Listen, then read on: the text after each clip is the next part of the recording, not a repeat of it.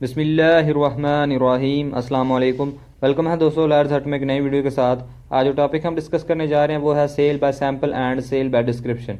Number 1 है introduction. A contract of sale is a contract for sale by sample where there is a term in the contract express और implied to that effect. It is the duty of the seller to provide remaining goods according to the sample and prescribed description.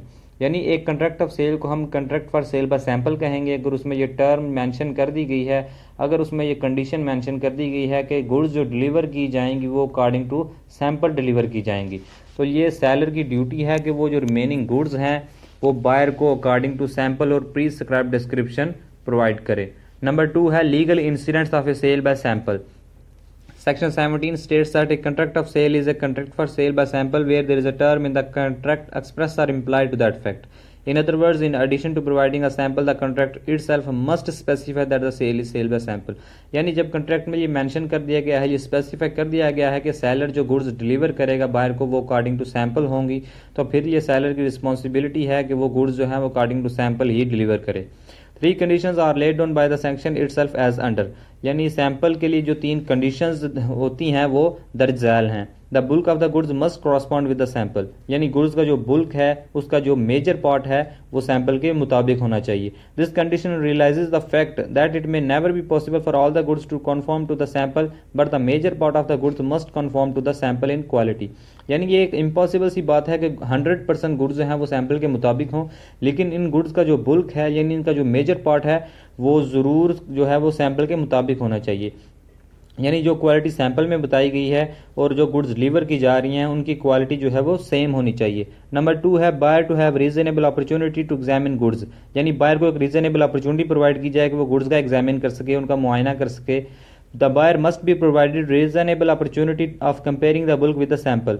यानी buyer को एक reasonable opportunity provide की जाए कि वो goods को जो है वो कंपेयर कर सके बुल्क के साथ कि आया कि गुड्स जो हैं वो सैंपल के मुताबिक हैं या नहीं, गुड्स में जो है वो किसी किस्म का कोई डिफेक्ट तो नहीं है। इसलिए जो सेलर है वो उसे बायर को एक अपॉर्चुनिटी प्रोवाइड करता है कि वो गुड्स को जो है वो एग्जामिन कर सके, उनको देख सके।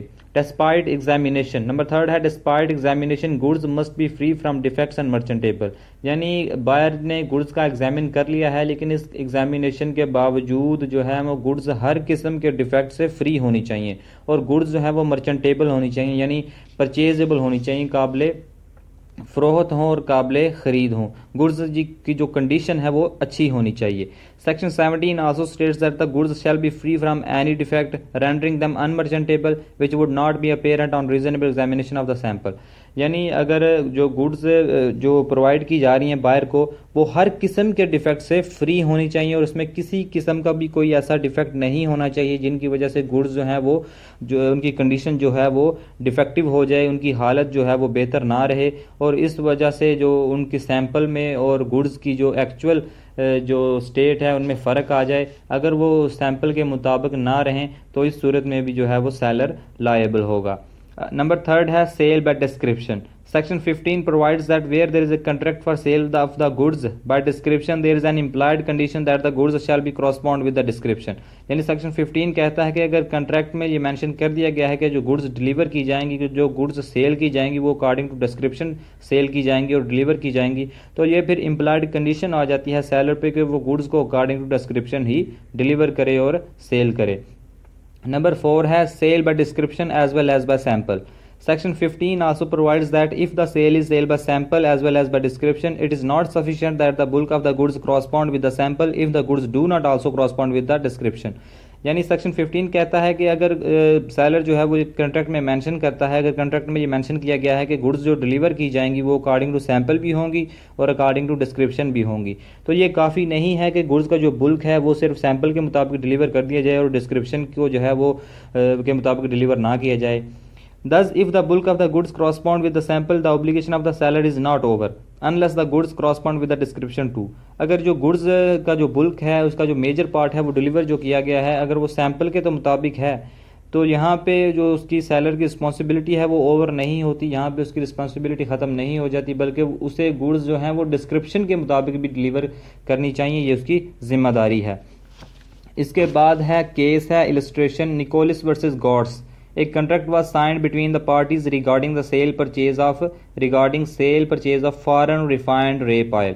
यानी एक कॉन्ट्रैक्ट हुआ दो पार्टीज़ के दरमियान, निकोलस और गोट्स के दरमियान, कि परचेज़र जो है वो फॉरेन रिफाइंड रेप ऑयल जो है वो परचेज़ करेगा सेलर से। The oil delivered was the same as the sample, जो ऑयल डिलीवर किया गया था वो सैंपल के मुताबिक था। But it was discovered that it was not foreign refined, rather it was a mixture of that oil and another. जो oil deliver किया गया था वो सैंपल के तो मुताबिक था, लेकिन बाद में ये पता चला कि ये जो ऑयल डिलीवर किया गया है ये उस ऑयल का मिक्सचर है जो ऑयल सैंपल में बताया गया था, और अनदर टाइप ऑफ ऑयल का मिक्सचर है।